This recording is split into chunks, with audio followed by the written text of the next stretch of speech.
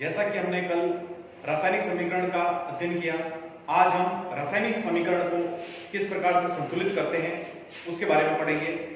मैं आपके समक्ष कुछ नियम लिखता हूं रासायनिक समीकरण के, और उन नियमों के आधार पर मैं कुछ समीकरण लिखूंगा और उन समीकरण को किस प्रकार से संतुलित किया जाता है उसके बारे में मैं आपको समझाऊंगा। जैसे कि एक नियम मैंने बोर्ड पे आपके सामने लिखा है, दूसरा वाला नियम है ये, और इसके अंदर मैं लिख रहा हूं जैसे क्षार प्लस अम्ल। जब इन दोनों के बीच में रासायनिक अभिक्रिया होती है तो ये दोनों एक दूसरे के प्रभाव को उदासीन कर देते हैं और लवण एवं जल का निर्माण होता है। इसी नियम को ध्यान में रखते हुए मैं आपके सामने एक समीकरण लिखता हूं। बिल्कुल सिंपल समीकरण लिखते हैं, सोडियम हाइड्रोक्साइड। सोडियम हाइड्रोक्साइड की क्रिया सल्फ्यूरिक अम्ल के साथ में करवाई जाती है। जब इन दोनों की आपस में क्रिया करवाई जाती है तो क्रियाफल में क्या प्राप्त होता है वो देखते हैं। यहां पर जो धनावेशित कण है वो है सोडियम और यहां पर सल्फेट है। जब दोनों के बीच में क्रिया होगी, आयनिक क्रिया होगी, तो सोडियम सल्फेट का निर्माण होगा। कैसे होता है वो देखते हैं। Na+1 SO4-2। अब इन दोनों की संयोजकता संख्या चेंज करनी है, बिल्कुल सिंपल है, Na2SO4। तो ये सोडियम सल्फेट का निर्माण होगा Na2SO4 प्लस जल का अणुसूत्र आप सभी को मालूम है H2O। ये बन गया। अब इस समीकरण को हमें देखना है कि ये संतुलित है या नहीं है। ये इसको मैं मिटा देता हूं। ये एक ही तत्व को आप लिखिए बाईं तरफ, ये तीर के निशान के बाईं ओर क्रिया कारक है और तीर के निशान के दाहिनी ओर क्रियाफल है। ऑक्सीजन, उसके बाद मिलेंगे हाइड्रोजन, उसके बाद मिलेंगे सल्फर। अब इनकी संख्या देखें, सोडियम 1, ऑक्सीजन यहां पर 4 और ये 5, हाइड्रोजन यहां पे 2 और 1 3 और सल्फर यहां पर 1। ठीक इसी प्रकार से क्रियाफल के अंदर देखते हैं, Na, O, H और S। सोडियम इसमें 2 परमाणु है, ऑक्सीजन 4 और 1 5, हाइड्रोजन इसमें देखिए 2 है और सल्फर इसमें 1 है। तो सबसे पहले इसमें किसको संतुलित करना वो देखें। इसमें आप सबसे पहले सोडियम को संतुलित करें। तो यहां पर सोडियम के 2 परमाणु हैं, जबकि यहां पर सोडियम हाइड्रोक्साइड में सोडियम का केवल 1 परमाणु है। तो यहां पर आगे पूरे के पूरे अणुसूत्र को मैं 2 से गुणा कर देता हूं। देखिए इसमें क्या क्या परिवर्तन होता है। संख्यात्मक रूप से परमाणु की संख्या परिवर्तित हो जाती है। यहां पर जो सोडियम है उसकी कुल संख्या कितनी है वो हो गई। अब यहां पर जो ऑक्सीजन है उसका 2 से गुणा हो गया, 2 ऑक्सीजन के परमाणु हैं यहां पर, और यहां पर 4 ऑक्सीजन के परमाणु, 4 और 2 आपस में जुड़ जाएंगे तो यहां पर 6 संख्या प्राप्त होगी। हाइड्रोजन के 2 है यहां पर और यहां पर हाइड्रोजन 2 है, 2 और 2 जोड़ देंगे 4 हो जाएगा। सल्फर यहां पर 1 परमाणु है। इसके पश्चात हम दाहिनी ओर जाते हैं। दाहिनी ओर हम देखेंगे कि यहां पर जो ऑक्सीजन के परमाणुओं की संख्या असंतुलित है। हाइड्रोजन यहां पर 4 है, यहां पर हाइड्रोजन 2 है। तो अगली कड़ी में हाइड्रोजन के परमाणु को दाहिनी तरफ क्रियाफल में संतुलित करने का प्रयास करते हैं। यहां पर हाइड्रोजन जल के अंदर है, जल के अंदर जो H2O है उसके अणुसूत्र को हम 2 से गुणा करते हैं। यहां मैंने इसको 2 से गुणा कर दिया। जब मैं इसको 2 से गुणा कर दूंगा तो यहां पर हाइड्रोजन 2 दूनी 4, ये 4 हो गया। हाइड्रोजन परमाणु आपस में क्रिया कारक के साथ में संतुलित हो जाता है और लास्ट में ऑक्सीजन गैस का परमाणु भी अपने आप संतुलित हो जाता है। तो किस प्रकार से, अब यहां पर ऑक्सीजन के परमाणु की संख्या 2 हो गई, यहां पर ऑक्सीजन के परमाणु की संख्या 4 है, 4 और 2 आपस में जुड़ जाएगा तो ये 6 हो गया। अब आप देख लीजिए, ये सोडियम संतुलित है, ऑक्सीजन संतुलित हो गया, यहां पर हाइड्रोजन भी संतुलित है और सल्फर यहां पर पहले से ही संतुलित है। तो इस प्रकार से मैंने उदासीनीकरण के समीकरण के माध्यम से आपको समीकरण को संतुलित करने की जो प्रक्रिया थी वो मैंने आपको समझाई। अब हम अगला समीकरण लेते हैं। अब अगले समीकरण को ध्यान, इस समीकरण के बाद में हम अगला समीकरण लेते हैं। अगला समीकरण निम्न प्रकार से है, ये इसको A है, दूसरा B ले लेते हैं। मैग्नीशियम हाइड्रोक्साइड यदि समीकरण याद नहीं रहता है तो इसको हिंदी में भी पहले लिख सकते हैं।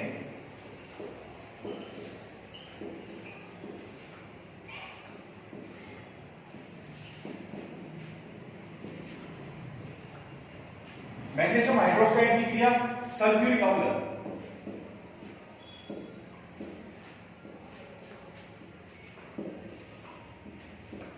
सल्फ्यूरिक अम्ल के साथ में करवाई जाती है तो क्या बन सकता है क्रियाफल में? मैग्नीशियम सल्फेट प्लस जल का निर्माण होगा। अब ये पूरी की पूरी जो क्रिया होती है उदासीनीकरण है। उदासीनीकरण अभिक्रिया किसे कहते हैं? वह रासायनिक अभिक्रिया जिसके अंदर क्षार अम्ल के प्रभाव को और अम्ल क्षार के प्रभाव को निरस्त कर देते हैं। दोनों के मध्य में आपस में रासायनिक अभिक्रिया होती है तथा लवण एवं जल का निर्माण होता है। वह रासायनिक अभिक्रिया उदासीनीकरण कहलाती है। तो इसी उदासीनीकरण के अंतर्गत हमने दूसरा उदाहरण लिया है। ये रासायनिक अभिक्रिया के अंतर्गत मैं आपको दूसरा वाला समीकरण समझा रहा हूं। मैग्नीशियम हाइड्रोक्साइड, सबसे पहले इसके अणुसूत्र को देखेंगे किस प्रकार से बनता है। ये मैग्नीशियम +2 हाइड्रोक्साइड -1। अब इसमें संयोजकता संख्या को आप चेंज करके लिख देंगे। Magnesium hydroxide MgOH2। अब ये जस्ट इसके नीचे लिख देंगे। अब मैग्नीशियम हाइड्रोक्साइड डायरेक्ट अणुसूत्र लिख देते हैं MgOH2। इसके बाद में सल्फ्यूरिक अम्ल H2SO4। सल्फ्यूरिक अम्ल का सूत्र हमें याद रखना पड़ेगा। इसके बाद में हम देखेंगे क्या बन सकता है क्रियाफल के अंदर। ये मैग्नीशियम है, पीछे देखिए सल्फेट है, तो बनेगा मैग्नीशियम सल्फेट, जैसा कि मैंने इसके अंदर क्रियाफल में लिखा है। किस प्रकार बनेगा? एक बार रफ कार्य में जाएंगे। Mg+2 SO4-2, ये गोला लगा देंगे, दोनों दो से कट जाएंगे, एक एक रहेगा। दोनों को पास पास में लिख देंगे। MgSO4 magnesium sulphate, MgSO4 plus जल का निर्माण होता है। अब देखेंगे क्या ये समीकरण संतुलित है या नहीं।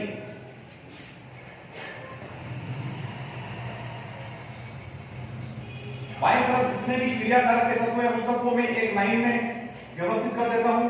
उसके बाद में O लेंगे, उसके बाद में H लेंगे, उसके बाद में S लेंगे, संख्या लिख देंगे। मैग्नीशियम 1, ऑक्सीजन देखिए इसमें 2 परमाणु, यहाँ पे 4 परमाणु, ये 6 परमाणु हो गए। इसके बाद में हाइड्रोजन 2 परमाणु और यहाँ पर 2 2 4 और सल्फर इसमें 1 हो गया। जो क्रियाकारक के अंदर है वही क्रियाफल के अंदर हम लिखेंगे। MgOHS ऐसे भी इसको लिख दिया। यहां पर 1 परमाणु है, ऑक्सीजन यहां पर 5 है, हाइड्रोजन के परमाणु यहां पर 2 है और सल्फर का यहां पर 1 परमाणु है। अब इसमें सबसे पहले किसको संतुलित करना वो देखें। सबसे आसान रहेगा हाइड्रोजन परमाणु को संतुलित करना, क्योंकि यहां पर ऑक्सीजन का जो परमाणु होता है उसका एक नियम चलता है रासायनिक समीकरण में कि दोनों तरफ के ऑक्सीजन के परमाणु को सबसे अंत में संतुलित किया जाए। हम इस प्रकार से इसको संतुलित करते हैं वो देखें। यहां पर हाइड्रोजन को 2 से गुणा करेंगे, इसके बाद में हाइड्रोजन जल में है, यहां पर इसको मैंने 2 से गुणा कर दिया, तो यहां पर जो हाइड्रोजन की जो संख्या है वो 4 हो जाएगी। ये 4 हो गए। यहां पर ऑक्सीजन के परमाणु की संख्या चेंज हो रही है, ऑक्सीजन 4 और ये ऑक्सीजन के 2 परमाणु यहां पर हो जाएंगे। 4 और 2 जोड़ देंगे 6 हो जाएगा। इस प्रकार से देखेंगे हम मैग्नीशियम आपकी पूरी तरह से संतुलित है, ऑक्सीजन पूरी तरह से संतुलित है, हाइड्रोजन संतुलित है और सल्फर भी संतुलित हो जाता है। इस प्रकार हमने हिट एंड ट्रायल मेथड के माध्यम से ही दोनों ही समीकरणों को संतुलित कर दिया है। अब नेक्स्ट आपके तीसरा समीकरण लेते हैं। तीसरा थोड़ा सा जटिल समीकरण लेते हैं जिसको अपन सरल करने का प्रयास करेंगे। सबसे पहले एल्यूमिनियम हाइड्रोक्साइड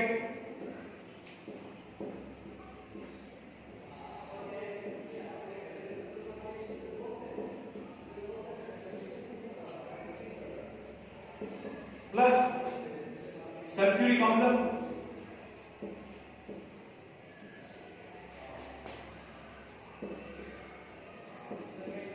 इसमें बनेगा एल्यूमिनियम सल्फेट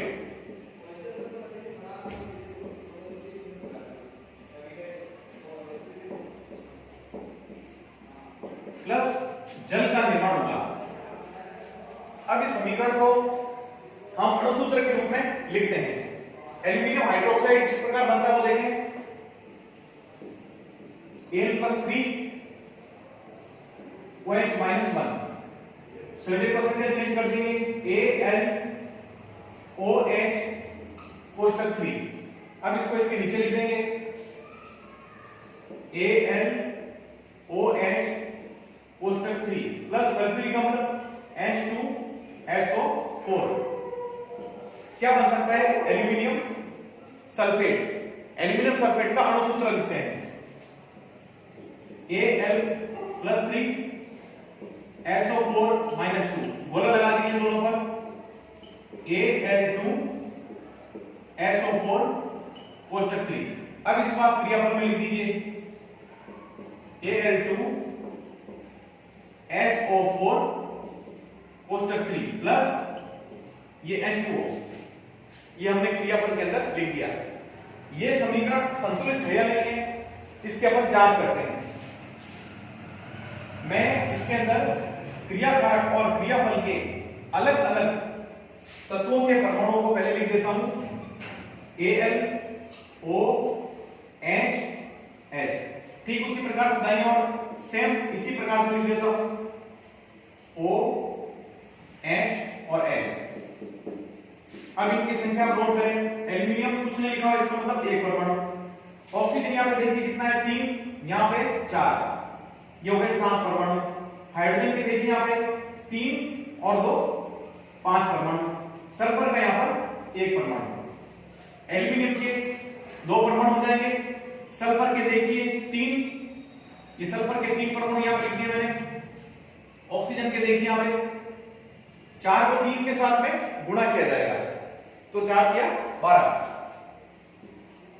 ऑक्सीजन का यहां पे 1 परमाणु है, इसको भी 4 के 12 और एक ये परमाणु जोड़ दिया, ये 13 हो गए।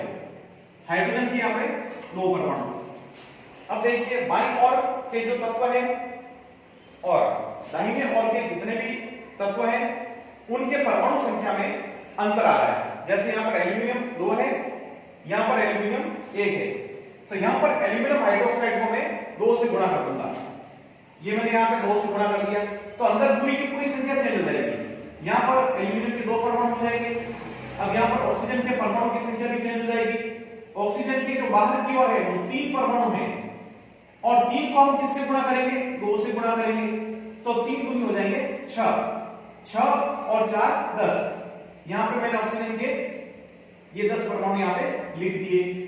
यहां पर हाइड्रोजन के 3 और पीछे गुणा करेंगे 6 और 2 कितने हो गए 8। तो इस प्रकार से ये हाइड्रोजन के 8 परमाणु हो जाएंगे और सल्फर का 1 परमाणु हो गया। दाहिनी तरफ जाएंगे, हमने देखा एल्यूमिनियम हमारे सामने पूर्ण रूप से संतुलित हो गया है। ऑक्सीजन और हाइड्रोजन को अंत में करना है, पहले सल्फर को लेंगे। सल्फर यहाँ पे 3 परमाणु है और यहाँ पर सल्फर का 1 परमाणु है। सल्फर जो है सल्फ्यूरिक अम्ल में है, पूरे को आप 3 से गुणा कर दीजिए। जब 3 से गुणा करेंगे तो देखिए ऑटोमेटिक संख्या इसकी 3 हो जाएगी। 3 होने के बाद में राइट का निशान लगा दीजिए। ये समीकरण का ये अंश पूरी तरह संतुलित हो गया है। इसके बाद में आप देखिए संख्या चेंज हो रही है। जैसे हमने 3 से गुणा किया तो यहाँ हाइड्रोजन कितने हो गए 6 हो गए और यहाँ पर हाइड्रोजन है 6 और 6 हो गए 12। ये हाइड्रोजन के 12 परमाणु। ऑक्सीजन के यहाँ पर देखिए 12 और यहाँ पर ऑक्सीजन के 6। यहाँ पर है ऑक्सीजन के 12 और यहाँ पर है ऑक्सीजन के 6। तो यहां पर जब आप टोटल करेंगे 12 और 6 हो जाएंगे 18। तो यहां पर हो जाएंगे ऑक्सीजन के 18 परमाणु। ठीक है, फिर आगे बढ़ते हैं। अब दाहिनी ओर जो संख्या बिल्कुल ही अलग आ रही है। अब किसको संतुलित करेंगे हाइड्रोजन के परमाणु को। हाइड्रोजन यहां पर 2 है, 12 होने के लिए इसको 6 के साथ में मल्टीप्लाई करना पड़ेगा। तो जहां पर ऑक्सीजन का परमाणु है यहां पर मैं इसको 6 से गुणा कर देता हूं। 6 से गुणा करने के बाद में ये इस प्रकार से गुणा हो जाएगा। हाइड्रोजन के 12 परमाणु हो जाएंगे, ये हाइड्रोजन के 12 परमाणु। इस प्रकार से बाएं और दाएं दोनों तरफ हाइड्रोजन के परमाणु की संख्या संतुलित हो जाती है। अंत में देखिए ऑक्सीजन का परमाणु अपने आप ही स्वतः संतुलित हो जाता है। कैसे? यहां पर ऑक्सीजन के परमाणु देखिए कितने हैं? 6 हैं। यहां पर ऑक्सीजन के परमाणु हैं 12 और 6 को आप जोड़ दीजिए 18 हो जाता है। ये इस प्रकार से ये 18 हो जाता है। अब देखिए ऑक्सीजन का परमाणु बाईं ओर के ऑक्सीजन के परमाणु के साथ में संतुलित हो जाता है, ये दोनों की संख्या समान हो जाती है।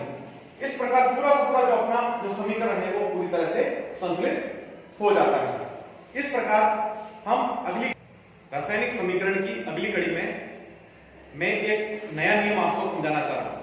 यह नियम है जब किसी भी कार्बोनेट या बाइकार्बोनेटों की रासायनिक क्रिया अम्ल के साथ में करवाई जाती है तो ऐसी स्थिति में लवण, कार्बन डाइऑक्साइड गैस एवं जल का निर्माण होता है। जैसे कि एक बाइकार्बोनेट लवण में आपके सामने ले रहा हूं। पहले इसको मैं भाषा के रूप में लिख देता हूं, सोडियम बाइकार्बोनेट। जब इसकी रासायनिक अभिक्रिया किसी अम्ल जैसे सल्फ्यूरिक अम्ल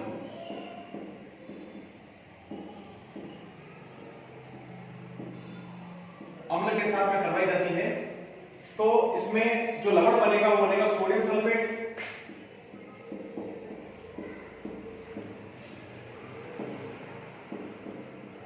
plus carbon dioxide gas plus H2O बनेगा। ये एक उदाहरण है। सोडियम बाइकार्बोनेट का सूत्र किस प्रकार बनेगा वो देखें, Na+1 HCO3-1। एक लिखने की आवश्यकता नहीं है, दोनों को पास पास में लिख दीजिए, आयन नहीं लगाना। NaHCO3, अब इसके नीचे लिख देंगे NaHCO3+।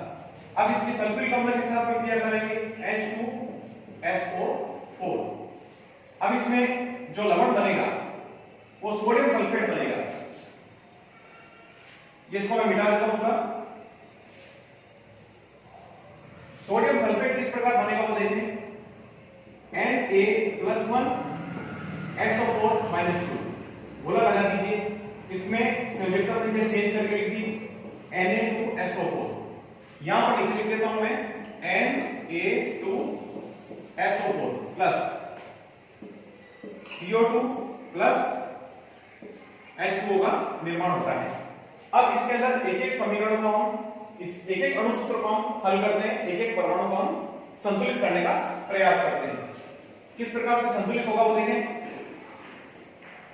बाईं तरफ के सारे तत्व हम लिख देंगे, सोडियम, हाइड्रोजन, कार्बन, ऑक्सीजन और सल्फर। दाहिनी ओर इसी प्रकार लिख देंगे, सोडियम, हाइड्रोजन, कार्बन, ऑक्सीजन और सल्फर।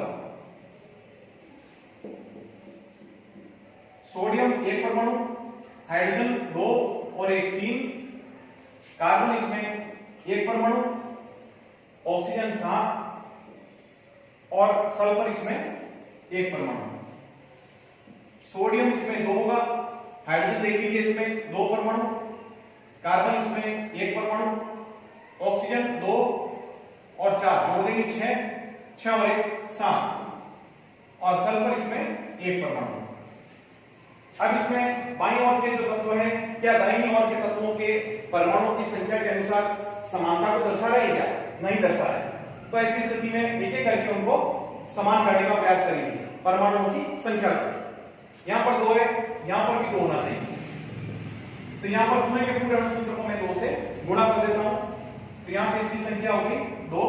दोनों तरफ परमाणु की संख्या समान है, राइट का निशान लगा देंगे। यहां पर जो संख्या वो चेंज हो रही है। हाइड्रोजन के यहां पे 2 परमाणु हैं और यहां पर 2 परमाणु हैं। 2 और 2 जोड़ देंगे 4 हो जाएगा। कार्बन के परमाणु की संख्या यहां पे 2 हो गई, ये 2 हो गए परमाणु। इसके बाद में ऑक्सीजन में देखिए आप ये 3 है, ये 2 से गुणा हो जाएंगे। 3 और 2 का गुणा करेंगे 6 हो जाएगा। 6 में 4 जोड़ देंगे 10 हो जाएगा, ये 10 हो गया। अब नीचे सल्फर में देखिए एक परमाणु है तो इसके अंदर एक ही लिखा जाएगा। अब दाहिने ओर के परमाणु को सरल करते हैं। सबसे पहले हम आसानी के साथ में सरल किए जाने वाले परमाणु लेंगे। राइट हैंड साइड में हम कार्बन को 2 से गुणा करेंगे। यहां पर मैंने कार्बन को 2 से गुणा कर दिया तो ये कार्बन का परमाणु 2 हो गया। दोनों की संख्या समान होने पर राइट का निशान लगा दिया। अब यहां पे देखें ऑक्सीजन 2 को 2 से गुणा किया 4, यहां पे 4 लिए, यहां पे 1 है, 4 और 4 8, 8 और 1 9। तो यहां पे ऑक्सीजन के परमाणु की जो संख्या होगी वह 4 और 4 8, 8 और 1 9 हो जाएगी। इस प्रकार से चेंज हो गई, 9 हो गई। फिर आगे हम सरल करेंगे हाइड्रोजन के परमाणु को। हाइड्रोजन का परमाणु जो राइट हैंड साइड में यानी क्रियाफल में वह जल के अंदर है, इसको 2 से गुणा कर दिया तो यहां पर हाइड्रोजन के परमाणु की जो संख्या होगी वह हमें 4 प्राप्त होगी। यहां पर हम इसमें राइट का निशान लगा देंगे क्योंकि दोनों तरफ हाइड्रोजन के परमाणु की संख्या संतुलित हो चुकी है। इसके बाद हम यहां से देखें ऑक्सीजन के परमाणु की संख्या 2 है, यहां पर ऑक्सीजन के परमाणु की संख्या 4 है और यहां पर 4 है। जब इन्हें जोड़ेंगे 4 और 4 8, 8 और 2 10 हो जाएगा। यानी ऑक्सीजन के परमाणु को अंत में समान किया जाएगा। यही कहा जाए ऑक्सीजन का परमाणु अपना आप ही संतुलित हो जाता है, इसको संतुलित करने की आवश्यकता नहीं पड़ती है। तो इस प्रकार से हमने इस समीकरण को पूरे को संतुलित कर दिया है।